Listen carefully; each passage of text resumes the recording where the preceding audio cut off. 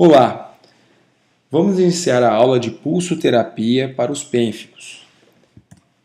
A pulsoterapia endovenosa consiste na aplicação mensal de dexametasona em altas doses, normalmente 100 mg por dia, por 3 dias consecutivos.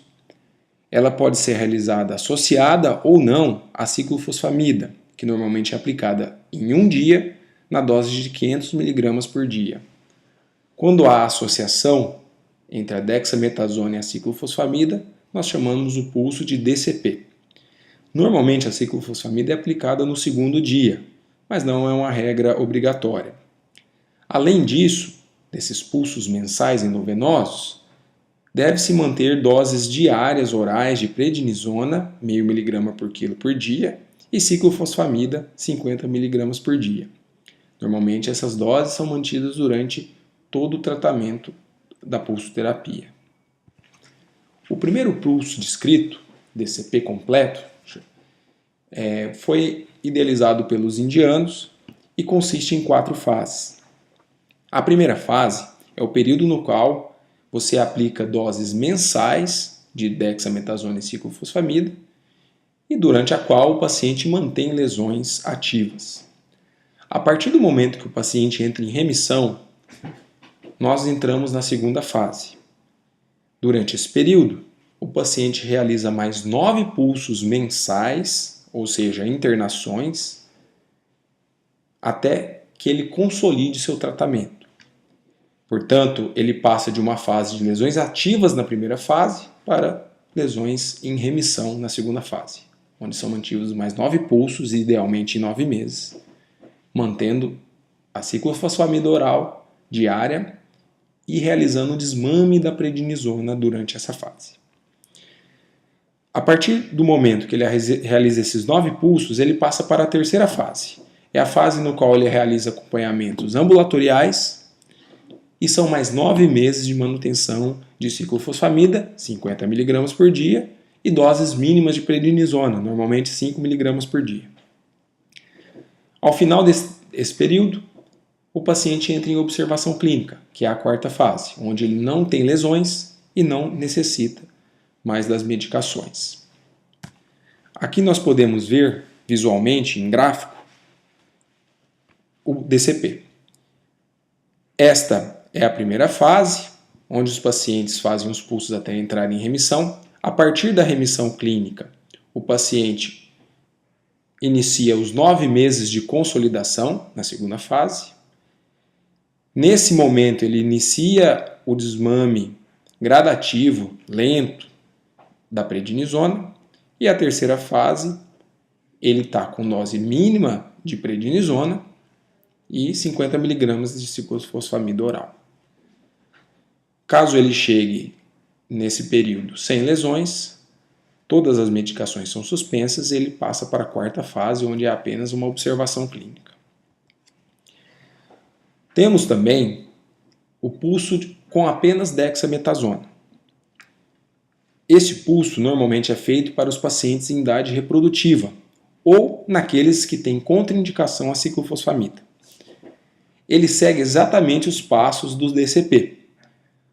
No entanto, ele não usa ciclofosfamida em nenhum momento e a terceira fase consiste apenas na manutenção de doses baixas de prednisona por 9 meses.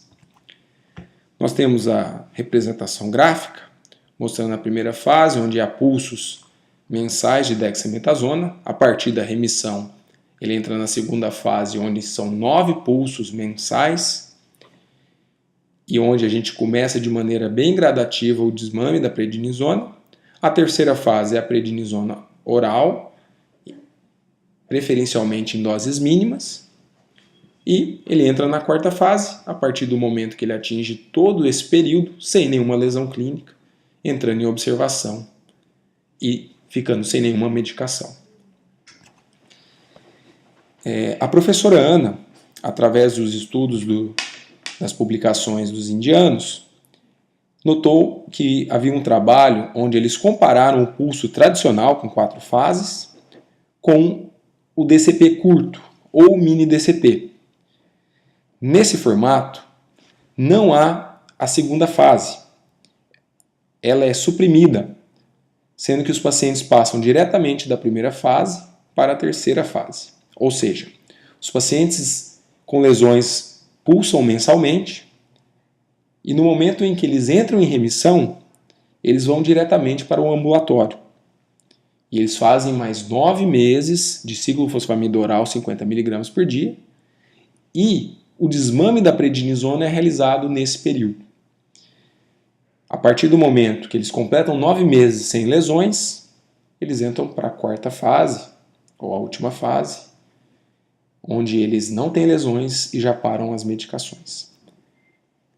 O interessante é que os pacientes que realizaram esse tipo de pulso obtiveram remissão clínica e tiveram menos efeitos colaterais, muito provavelmente por um menor acúmulo dessas drogas.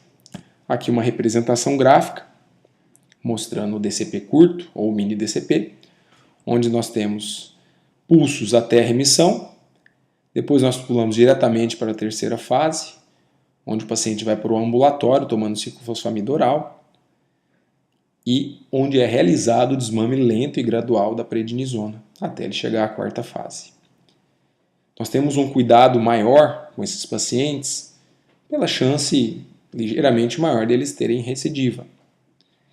E lembro, um detalhe, que o pulso exclusivo de dexametasona não há comprovação científica de se fazer esse mini pulso. Portanto, os pacientes apenas com dexametasona devem continuar fazendo a segunda fase, ou seja, os 9 meses de consolidação na pulsoterapia. Quais são os cuidados importantes para os pacientes que vão realizar a pulsoterapia? Então, antes de iniciar o tratamento, nós temos um checklist de exames e avaliações que devem ser feitas de maneira individualizada com cada paciente, mas que normalmente são feitas anualmente. Então, o hemograma, VHS, PCR, urina, sorologias, função renal, enzimas hepáticas, lipidograma, FAM, TSH e anti-TPO, PSA, PPD, raio-x de tórax e eletrocardiograma. São os exames imprescindíveis para o pulso. As avaliações e atualizações são as vacinas, lembrar das vacinas especiais para os pacientes que necessitam, os antiparasitários, obrigatoriamente feitos de maneira anual, GO para os pacientes do sexo feminino, odontologia, urologista para os do sexo masculino, densitometria óssea e o screening de neoplasias, em especial para os pacientes em uso de ciclofosfamida. Eu lembro que esse guia deve ser individualizado para cada paciente, de acordo com a sua doença, sua idade, suas necessidades e comorbidades. Durante a pulsoterapia, alguns exames são obrigatórios pelo menos a cada 3 ou 4 meses. Hemograma, glicemia, urina do tipo 1. Lembro aqui nesse momento a cistite hemorrágica da ciclofosfamida, um efeito colateral que nós tememos, mas que graças a Deus nós vemos pouco. As enzimas hepáticas e função renal. Durante os pulsos, os exames devem ser baseados nos sintomas clínicos, eventualmente na idade do paciente e nas comorbidades. Lembro que o beta-HCG é de extrema importância para as pacientes em idade fértil. A anticoncepção, em especial para quem usa ciclofosfamida, deve ser rigorosa. Então, mais uma vez eu lembro que essas datas e essas indicações devem ser individualizadas para cada paciente. Aqui mais algumas orientações, então como se dilui, né? A dexametasona diluída em 500 mg de soro glicosado 5%, deve-se correr em 2 horas, tá? Isso deve ser feito durante 3 dias consecutivos. A ciclofosfamida também em soro glicosado, também deve ser corrida em 2 horas, em Y com a dexametasona, tá? E lembro que no D2 do pulso, ou seja, no dia que é aplicada a ciclofosfamida, há medicações especiais para serem aplicadas. Destaco o Mesna, que é um quelante da acroleína, um metabólito da ciclofosfamida que irrita a mucosa da bexiga, podendo levar a cistite hemorrágica e a neoplasia de bexiga. Outro ponto importante é a realização do pulso com soro fisiológico, ao invés de soro glicosado nos pacientes diabéticos. Caso se realize o pulso com soro glicosado, associado à dexametasona, pode-se ter um descontrole grande dos diabéticos. Então esse é um ponto interessante a ser lembrado. Durante a infusão é importante checar a pressão arterial, é um risco de hipertensão. O pulso ele deve ser corrido em 2 horas devido à meia-vida e à ação das drogas. Tá? E, mais uma vez, lembrando o soro fisiológico para os diabéticos. Entre as infusões, deve-se avaliar cefaleia, fraqueza, infecções, candidíase, herpes, impetigo.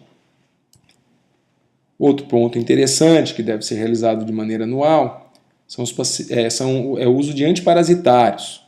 Tá? No hospital nós temos o mebendazol, tiabenda e metronidazol como primeira opção, mas lembre que pode ser utilizado albendazol, 400 mg de 12 em 12 por 3 dias, e ivermectina, um comprimido a cada 30 kg em dose única repetida em uma semana.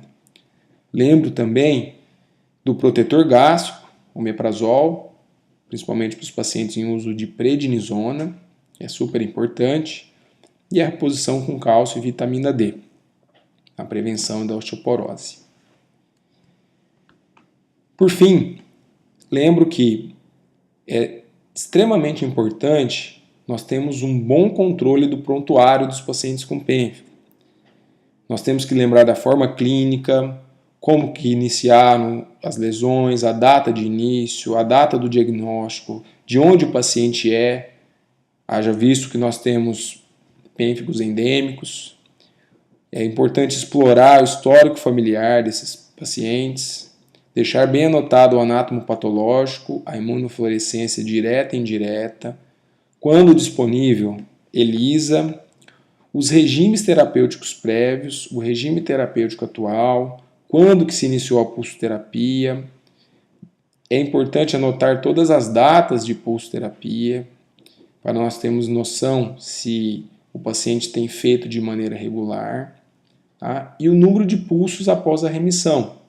Isso é extremamente importante para o controle das fases da pulsoterapia. Todos esses dados são muito importantes, porque nós devemos pulsar apenas pacientes que tenham confirmação diagnóstica. E esse controle nos ajuda a ter uma ideia mais global do tratamento do paciente e, em caso de necessidade de resumos, solicitação de medicações especiais, facilita muito a confecção de resumos clínicos. Era isso que eu tinha para apresentar. Eu agradeço a atenção. Qualquer dúvida, eu estou à disposição.